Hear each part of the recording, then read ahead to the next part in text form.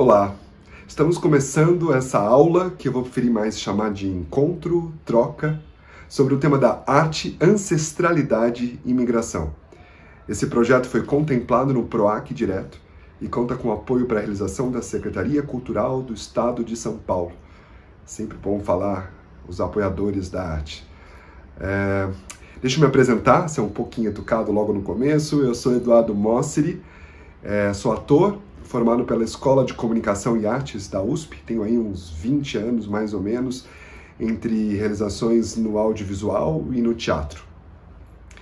E eu posso dizer que eu, como artista, o meu tema principal é a interculturalidade, ancestralidade, migração e a preservação dos direitos humanos. Falando isso pode parecer meio complexo, meu Deus do céu, o que ele está falando? Eu vou simplificar. Eu acredito que todos nós, artistas ou não artistas, temos sempre alguns temas que nos norteiam na vida, ou que nos direcionam, nos aguçam, ou que a gente quer falar sobre. Eu tenho muitos temas ainda na vida que eu quero falar, mas os meus projetos, eles permeiam, eles passam por esses temas que eu acabei de falar. Isso começou em 2009, quando eu encontrei as cartas da minha avó libanesa, sou neto de libaneses. As cartas estavam todas em árabe e eu decidi que eu queria traduzir assim que ela faleceu e tentar entender um pouco mais a minha história ou a história desses meus antepassados. Dessa ideia, eu levei ao José Eduardo Saad Vendramini e que ele ajudou, junto com relatos reais de diversas famílias, inclusive da minha própria família, fazer um texto inédito chamado Cartas Libanesas. Esse espetáculo, que estreou em 2015 aqui em São Paulo, fala sobre essas histórias, permeando as histórias de diversos migrantes que vieram, sírios libaneses, né? E também as da minha própria família. Então eu fundi essas histórias para poder contar essa história desse espetáculo que eu, desde 2015, faço. Já rodei muitas cidades do Brasil, já fui para fora, já fui para Marrocos, fui para o Líbano, conheci a aldeia da minha avó, nunca imaginei que eu ia conhecer através de um trabalho artístico, esse trabalho. Então, sem dúvida, esse é um trabalho que já me fez ir para muitos lugares. Inclusive, tem um clipe aqui para vocês que estão aí assistindo conhecer um pouquinho sobre o que se trata. Solta o clipe.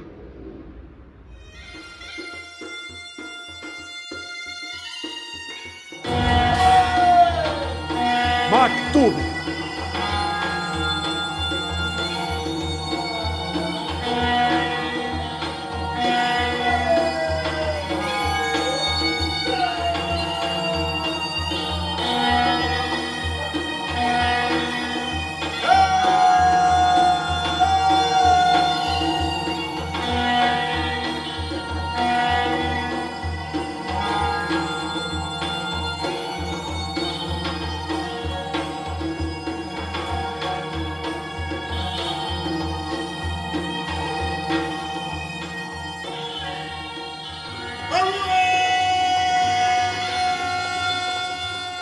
Aquele que nega a sua origem não tem origem. Por conta desse trabalho, que eu falo que é o marco inicial dessa minha pesquisa sobre o tema da migração, eu fui convidado a fazer parte da novela Órfãos da Terra, da Rede Globo, de autoria de Duca Rachid, Thelma Guedes e colaboradores.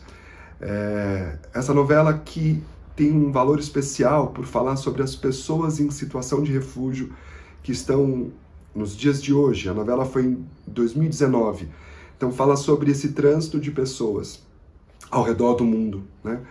E eu sempre falo isso para ajudar a entender sobre o tema da migração, pensar que a migração é um grande guarda-chuva, e dentro desse guarda-chuva tem vários outros temas dentro dele, né? Ou várias características dentro dele. Então, quando eu falei dos meus avós que estavam chegando, eu estava falando sobre imigrantes, com I, pessoas que saem dos seus países, né, para tentar a vida num outro país. Já em 2019, a gente fala sobre o refúgio, né, nessa novela, o refúgio, pessoas em situação de refúgio. A diferença principal, eu falo, é sempre a urgência. No caso, meus avós saíram para viver, no caso das pessoas em situação de refúgio, por ter seus direitos violados, sai para sobreviver. Mas dentro desse guarda-chuva, a gente pode falar sobre deslocados internos, pessoas que precisaram sair por alguma tragédia na sua região, como é o caso de Mariana, Brumadinho, ou que sai interno porque não saiu do país, né? Ou pessoas em situação de refúgio por alguma catástrofe ambiental, questões políticas. Isso tudo está dentro desse guarda-chuva da migração. Então eu segui falando sobre isso. Nessa novela eu pude falar sobre um médico sírio que se viu obrigado a sair do seu país para tentar uma vida, para poder sobreviver num outro país, no caso o Brasil. E por conta desse trabalho, uma coisa vai emendando na outra, e a pesquisa continua. Eu fui para Roraima em 2020. Roraima fica na fronteira, lá do lado norte, com outros países. E eu fui conhecer a realidade em loco, com o apoio do Serviço Jesuíta a Migrantes e Refugiados do Brasil. Fiz um trabalho voluntário que eu pude conviver na fronteira, o que é muito diferente de você estar num grande centro. Você está na fronteira, é o primeiro lugar que essas pessoas chegam, e dessa experiência vai resultar o meu próximo espetáculo, para falar sobre essas pessoas que estão chegando hoje no Brasil. Então esse arco eu posso dizer, para explicar um pouco do porquê desse meu tema e por que eu estudo esse tema da migração, que vai ser o tema dessa aula agora. E antes de começarmos propriamente essa troca, eu preciso só fazer um adendo. Já que a gente vai falar sobre o tema da migração, e vamos falar aqui no Brasil sobre isso, é preciso fazer um destaque aqui importante, que o nosso processo de migração, ele não foi cordial. Infelizmente, não foi cordial. E digo isso porque a gente pode lembrar dos povos originários dessa terra, os indígenas, que em grande parte foram dizimados, e lembrar das pessoas que vieram de forma escravizada para o nosso país, em grande parte do continente africano. A essas pessoas poder falar ou conseguir falar sobre seus antepassados, falar sobre o tema da migração, com certeza é algo mais difícil, é algo mais sofrido. E digo isso porque a essas pessoas foi impossibilitada, não foi dado o direito de fazer esse resgate familiar, por grande parte não ter nenhuma documentação, não ter foto, não ter cartas, como foi o meu caso, ou não poder ter convivido com esses antepassados. Esse dado é muito importante. Eu falo isso no lugar de profundo privilégio, como homem branco nesse país, que pude ter a presença dos meus antepassados e pude ter documentos deles, mas a essas pessoas, grande parte, não tem. Os indígenas, claro, não teriam documentação, mas a possibilidade de ter isso passado, além da oralidade ou a presença dessas pessoas, assim como os povos escravizados que vieram para cá. A essas pessoas, eu convido a reinventar essa memória. A ideia dessa aula hoje é a gente buscar materializar esse sentimento, essa memória, esse passado, para que, quem sabe, deixar para próximas gerações como um resgate do que a gente viveu, ou como entendemos como formação de um país. Não é para a gente esquecer o que aconteceu, é a gente lembrar e desejar uma mudança. Então, quis fazer esse adendo porque é muito importante falar, porque a gente não pode ser ingênuo e nem leviano. Então, convido a todos, a todas, necessariamente, para que possa resgatar essa memória, materializar essa memória, que é essa a ideia desse encontro de hoje. E para fazer isso, nós vamos fazer por um método de perguntas. São perguntas que eu vou chamar de provocadores de memória ou iscas de memórias. São perguntas que foram pensadas especialmente para agora, para a gente poder provocar a nossa memória. Eu que já fiz essa aula várias vezes, inclusive, eu posso dizer como uma forma de testagem, que é assim que a gente vai resgatar aquilo que a gente tem aqui dentro e às vezes nem lembra muito. Então, para isso, eu vou pedir duas coisas antes de tudo. A primeira coisa é não pensar muito. Não pensar muito. Aqui é um processo intuitivo, então eu vou fazer a pergunta, você rapidamente já vai pensar, lembrar, sentir e já falar. O mais importante é isso, e é interessante que cada dia isso pode ser alterado. Então, hoje é assim que você tá e é isso que te faz lembrar. E a segunda coisa que eu vou pedir, como esse processo nosso, é ouvir. para isso que eu conto com algumas pessoas que fizeram essa aula, que cederam poder estar aqui e compartilhar um pouco das suas histórias. Eu falo que ouvir é um jeito da gente dar valor ao outro. Ouvir é perceber que a gente é uma pequeniníssima partícula de uma compreensão maior, e ouvir é um jeito de ser no mundo, de como nos colocamos na vida. E quando a gente ouve o outro, a gente também se conhece pelo outro. Então, eu vou pedir para vocês assim, a partir de agora, eu vou começar a fazer as perguntas. E aí, se você quiser fazer esse processo junto, aperta o stop ou pause, melhor dizendo, aperta o pause, e aí com você responde essa pergunta. Se quiser escrever, pode falar, mas para você. E aí você aperta o play e ouve a pessoa em seguida que for dar o seu depoimento. Isso fazendo sempre. Cada pergunta você vai fazendo isso. É muito importante como troca e como forma de criação de vocabulário e de memória, tá bom? Então, a primeira pergunta que eu quero fazer para todas e todos aqui é: quando foi que você recebeu uma boa notícia? Quando foi que você recebeu uma boa notícia ou um momento de felicidade na sua vida? Você consegue lembrar disso? Vou deixar você pensar um pouquinho. Uma cena do cotidiano é uma interpretação, assim, eu acho isso belíssimo. Bem, quanto à minha resposta,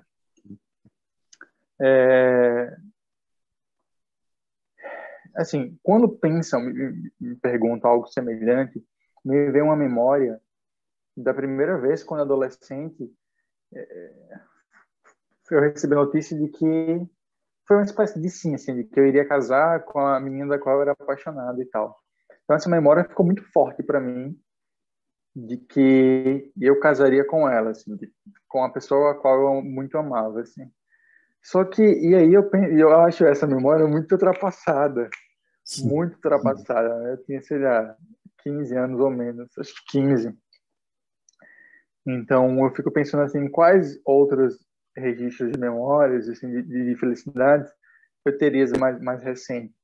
E aí eu não tenho nenhuma, é como se o meu gráfico da felicidade fosse mais ou menos assim. Ele vai, sobe e desce, como aquela máquina lá que fica igual, vizinho no hospital, né? Que sinaliza a vida, que ela sobe e desce. E é como se para o Wesley daquele tempo, essa felicidade é como se ela tivesse atingido o maior pico possível e voltasse.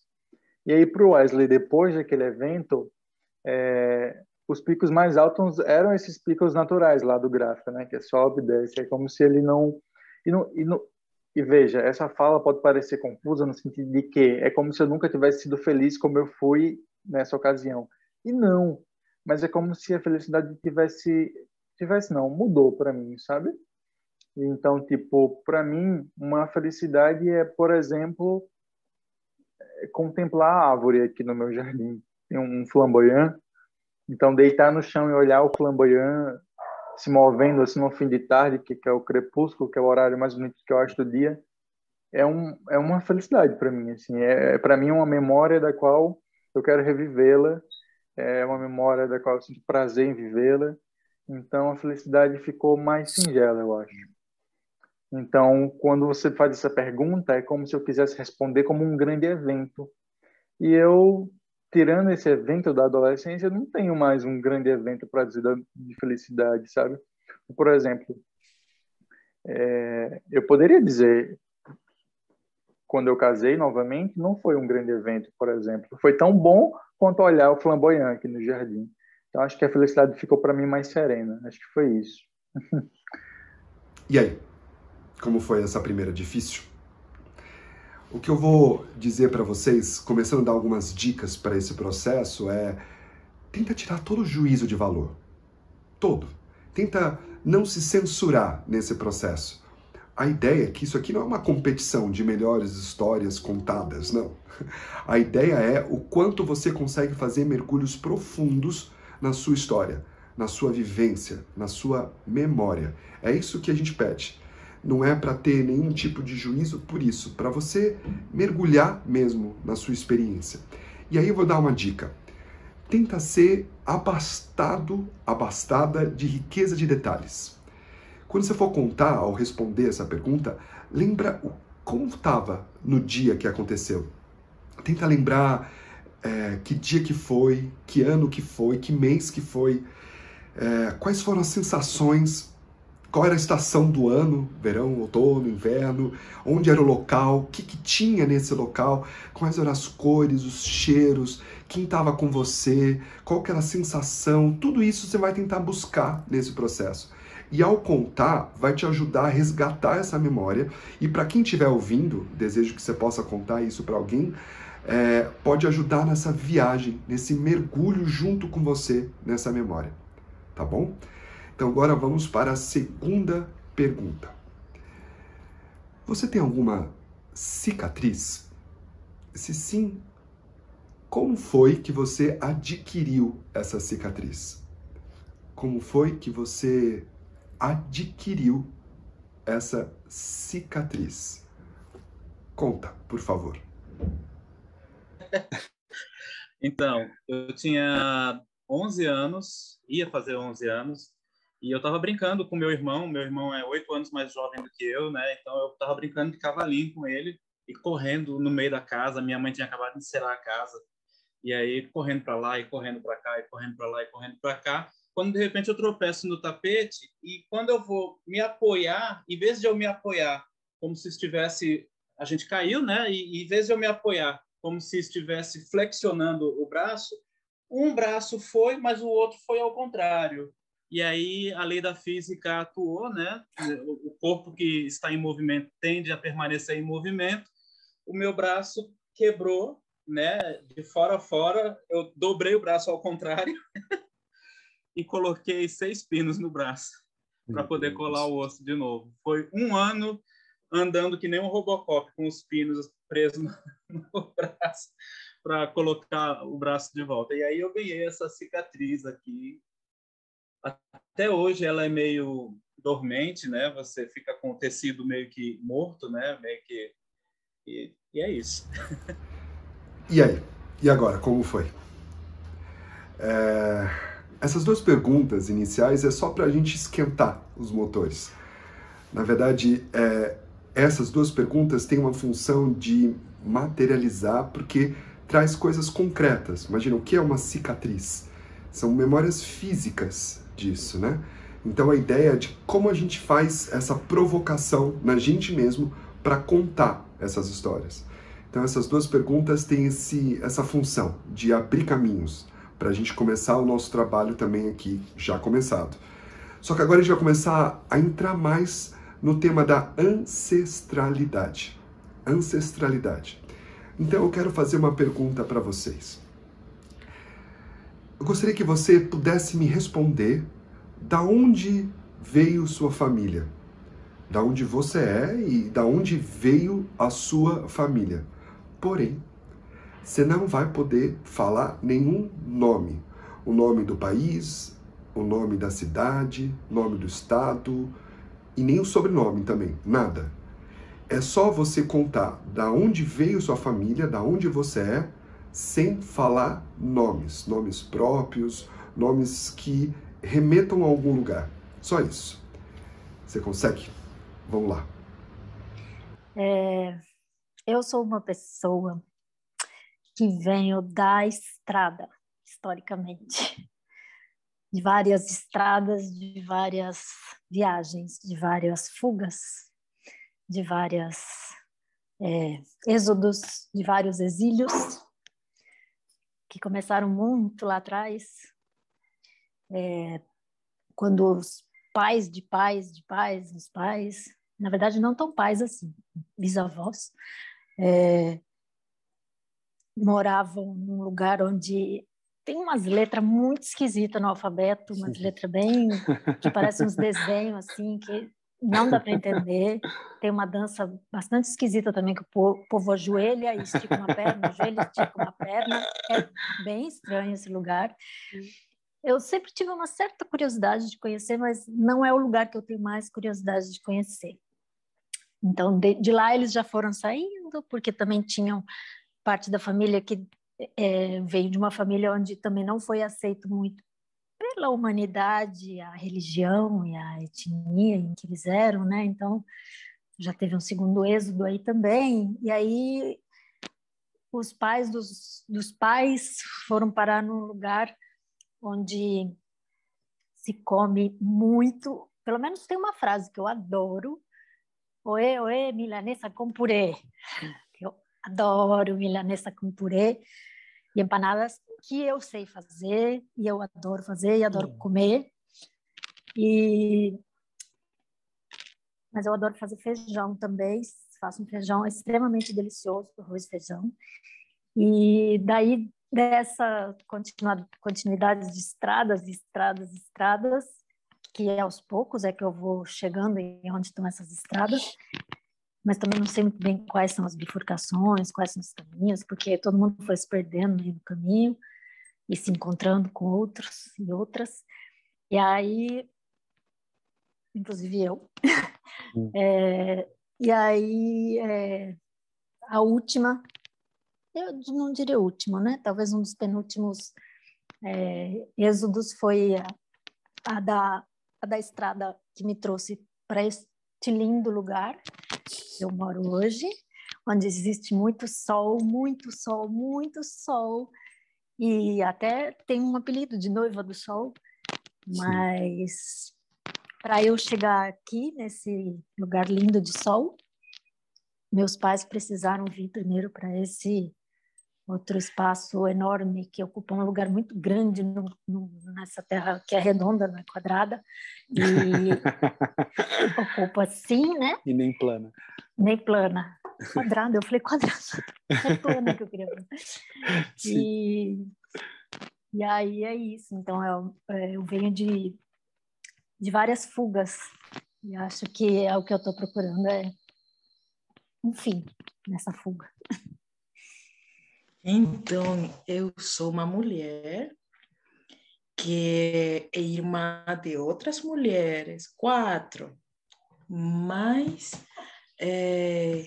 tem um irmão que é o mais pequeno, caçula, e meus pais, ele é professor, ela trabalhava numa fábrica atendendo pessoas, mas aquele lugar onde eu nasci é o encontro dos rios.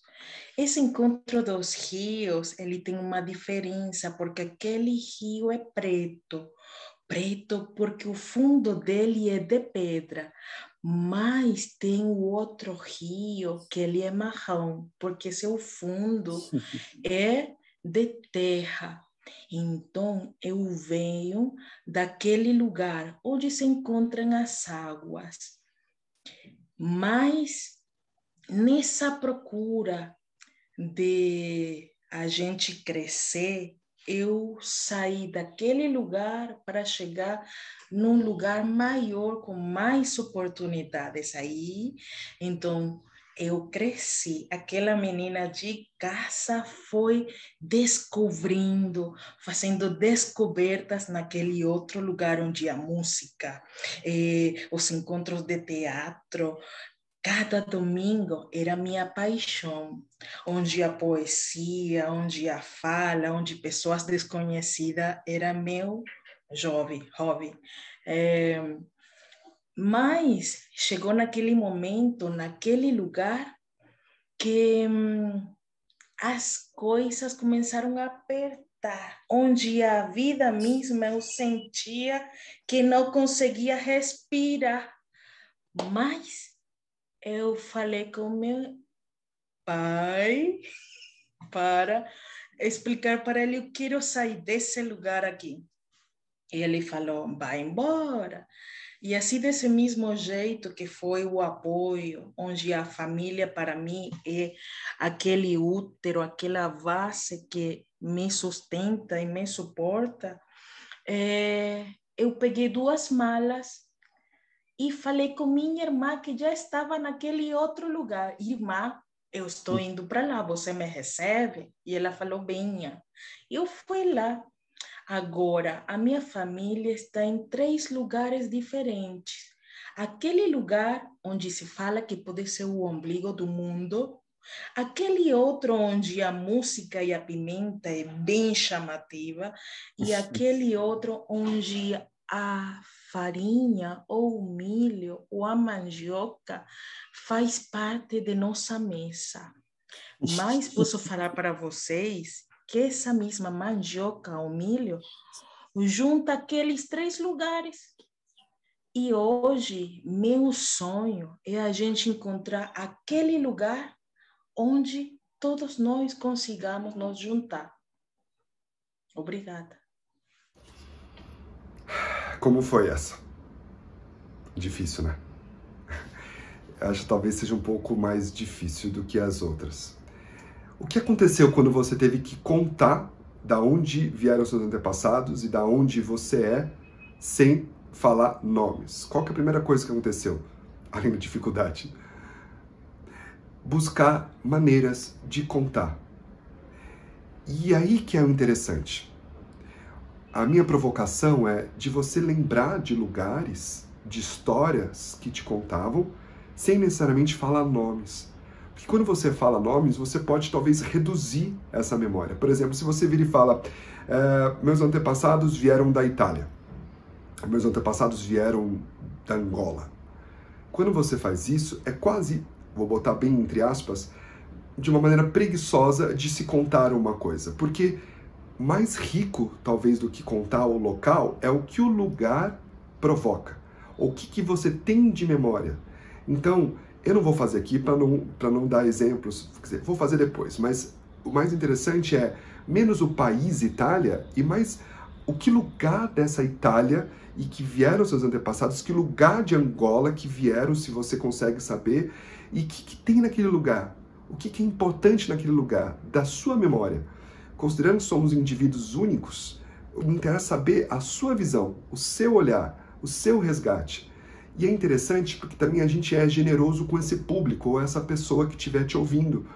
Porque quando você não conta, me faz pensar, calma aí, que lugar que ele está falando? Atravessado por rios, calma aí, que rios? Quais rios? Que lugares? Da onde a comida é deliciosa porque tem isso, isso, isso. Isso me faz, como público, querer ir junto com você, querer viajar junto com você. E mais interessante é que eu crio um universo próprio, que só você vai ter. Só você vai contar dessa maneira. E aí que me interessa mais, como provocador e como ver um intérprete do outro lado aí, trabalhando com essa memória. Eu vou dar um exemplo. Tem uma passagem no texto Cartas Libanesas, que é quando o personagem principal começa a lembrar da sua terra. Então ele começa a falar assim, agora já deve ser primavera na minha terra. A natureza deve estar toda colorida, como um tapete florido que alguém plantou, mas ninguém plantou tapete florido. Quem plantou tapete florida foi Deus. A árvore de pistache da nossa casa era enorme, lá na minha aldeia. No tempo do calor, os frutos estalavam ao abrir os cachos. No sossego da noite, o barulho era constante, forte, constante. Forte, constante, forte. No tempo do calor, a gente dormia no telhado. As camas eram feitas com folhas de árvores e pela manhã, a coxa dependurada contra o sol, deixava cada um levantar a hora que quisesse. Quando eu era menino, minha mãe me mandava para as colheitas, para esbandar passarinho que queriam picar nossas frutas antes de amadurecer. Eu lembro que eu era pequenininho, com uma pedra numa mão, uma latinha na outra, e falava, sai, passarinho! Sai, passarinho! E eu só queria saber a hora que eu ia comer a merenda. As arredes que ela me dava para levar debaixo da bracinho. E durante as festas, depois da colheita, as crianças com os olhos vendados quebravam com pedaços de pau, potes de barro que ficavam pendurados no teto, cheios de balas, que escorria como se fosse uma chuva nelas.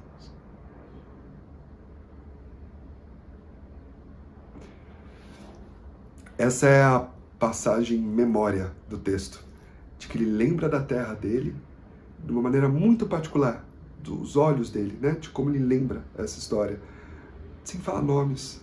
Isso que é o mais importante. Como que você fala de onde você veio sem falar nomes.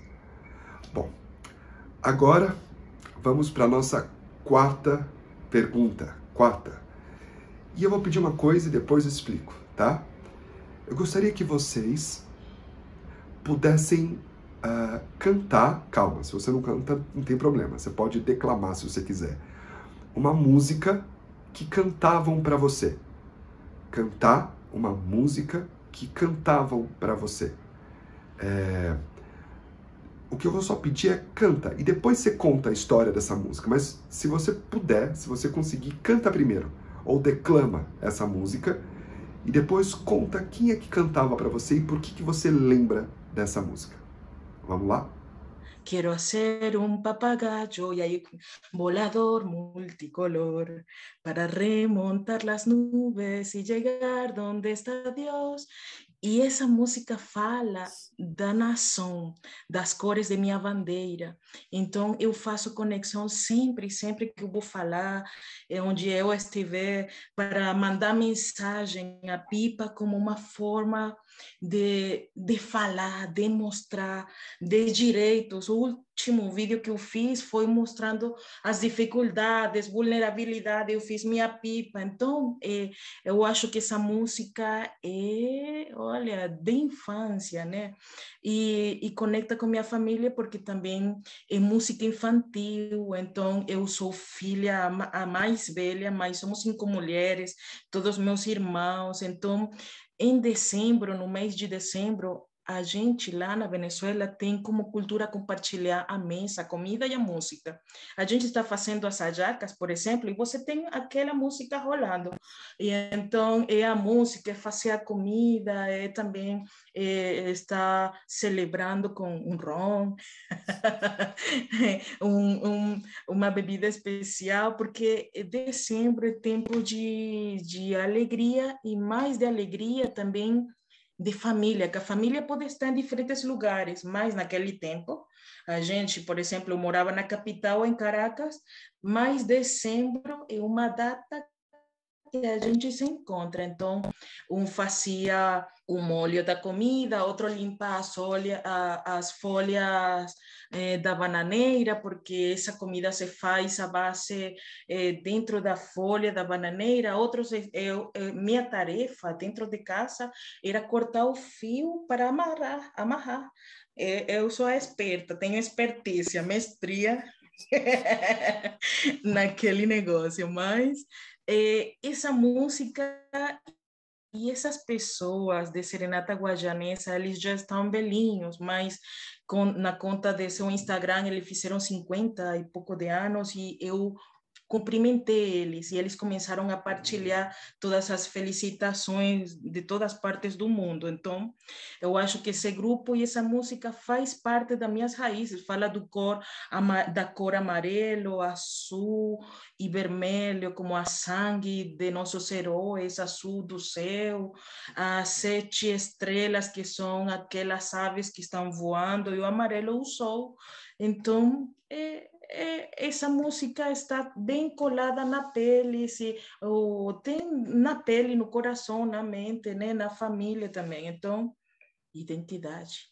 Obrigada. Arriba, Juan, já estou levantado. Enfim, a música, o que eu sempre achei esquisitíssimo nessa música, porque ela é uma música machista, faz uma certa alusão à ditadura. E eu não entendi muito bem por que a gente sempre cantou essa música, mas é uma coisa assim, a história é que a mãe ou a pessoa chama o menino, arriba Juan, hay que ir a la escuela. Aí o menino fala, oh no mamá, me duele la muela. Aí, outra vez, arriba Juan, não sei o que, aí para tudo ele tem uma desculpa. Aí o pai fala, arriba Juan, pasan los soldados, oh sí papá, já estou levantado. É muito esquisita essa música. Mas, enfim, é essa música que... E aí, assim, meio que a gente tirou tudo o que ela tem de esquisito e ficou pra gente só o Arriba, Juan. Arriba, Juan. E a gente só canta essa parte. Enfim.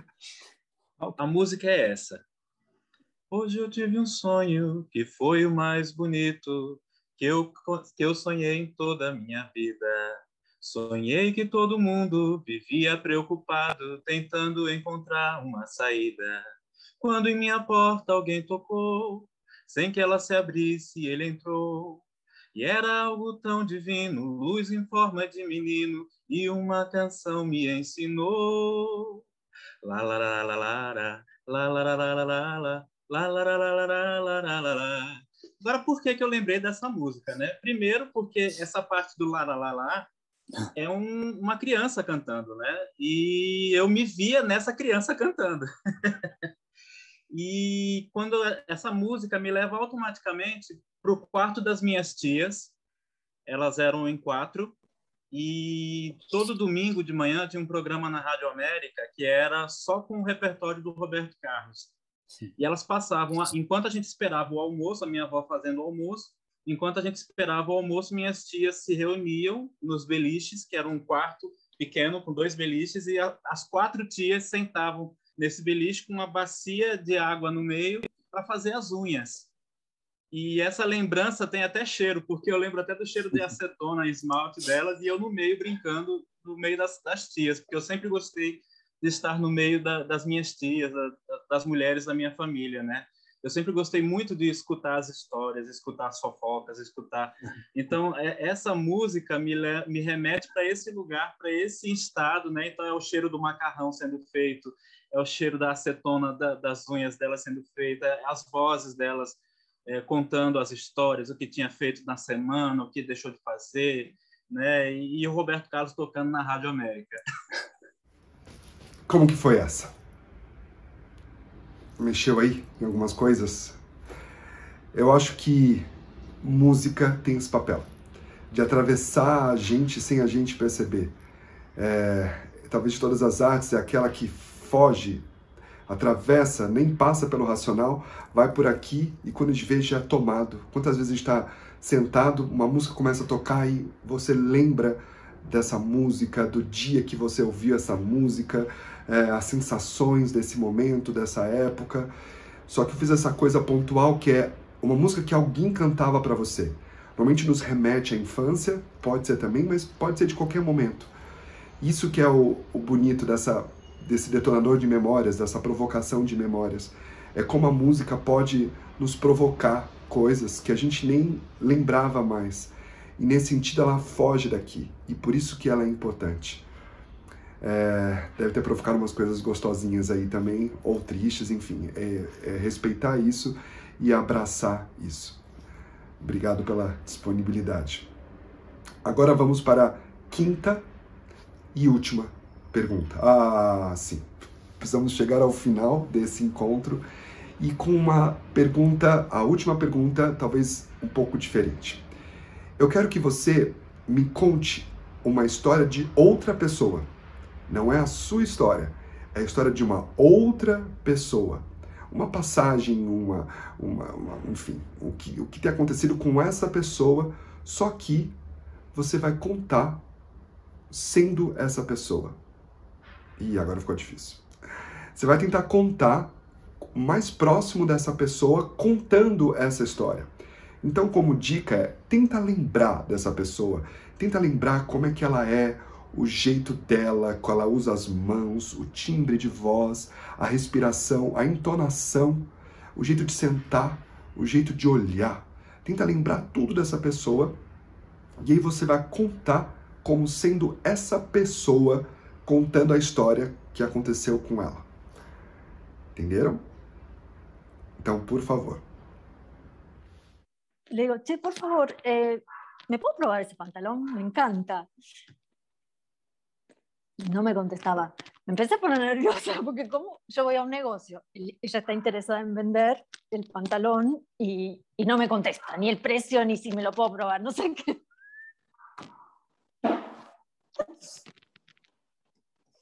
Después de Después de más o menos unos 10 minutos viene una chica de atrás y me dice, perdón, ¿usted le está hablando al manequín?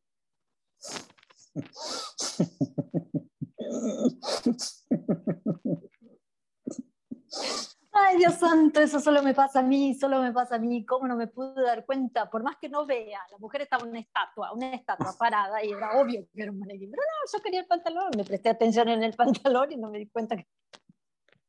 ¡Qué pelotuda! Por favor, qué pedazo de pelotuda, que es tu mamá. Minha tia, que já faleceu. E esse agora, como foi? Esse tem um perfil, essa resposta, essa pergunta e essa resposta tem um perfil um pouco diferente das demais. Agora já estamos entrando em terceiras pessoas. Mesmo embora eu acho que está dentro da primeira pessoa também. Mas quando a gente resgata uma história de uma outra pessoa, como que você faz para se apropriar dessa história? Quando você elege, quando eu fiz a pergunta, me lembra uma pessoa contando uma história que você conhece, já naturalmente você fez uma seleção. Então essa pessoa tem algum vínculo, essa história tem algum vínculo. Mas como que você faz a apropriação disso? Por isso que eu disse para lembrar o jeito que olha, que fala, o timbre. Isso tudo vai ajudando. Claro que isso já está mais próximo de um trabalho de interpretação, mas pode ser feito por qualquer pessoa. Não precisa ser ator ou uma atriz para poder fazer isso. O que eu quero dizer com isso, já chegando agora para o final dessa troca, é que eu quis provocar o ser humano, a pessoa que está aí desse outro lado assistindo, e agradeço os que estão até agora assistindo e trocando. Eu quero entender o que te move, o que está dentro de você, como é que você promove esse resgate. E aí pode combinar num trabalho, como eu tenho feito desde 2009, mas pode simplesmente ser um ser humano melhor. Eu gosto de pensar isso, que antes de ser ator ou atriz, a gente está descobrindo o ser humano. E conhecer a nossa história é conhecer a história do mundo. A gente está trabalhando com ancestralidade, está trabalhando com raízes, memórias. Tem uma frase da peça que diz: aquele que nega sua origem não tem origem. É importante saber de onde viemos, mas com autoconhecimento. Tudo é fruto de autoconhecimento, que eu estou fazendo pelo viés da ancestralidade, mas pode ser por qualquer maneira. O importante é isso, é promover esse autoconhecimento para ajudar os resgates de histórias e como deixar o mundo melhor. É o que eu desejo. O que eu posso garantir a vocês é que ninguém sai ileso desse processo. É impossível promover o autoconhecimento, o resgate familiar e a ancestralidade e continuar igual. É assim que eu gostaria de encerrar e agradecer essa troca. Quem quiser pode me seguir nas redes sociais, adoro poder trocar histórias, conversas, e será um prazer sempre estar aqui com vocês nesse profundo mergulho de ser nós mesmos. Obrigado.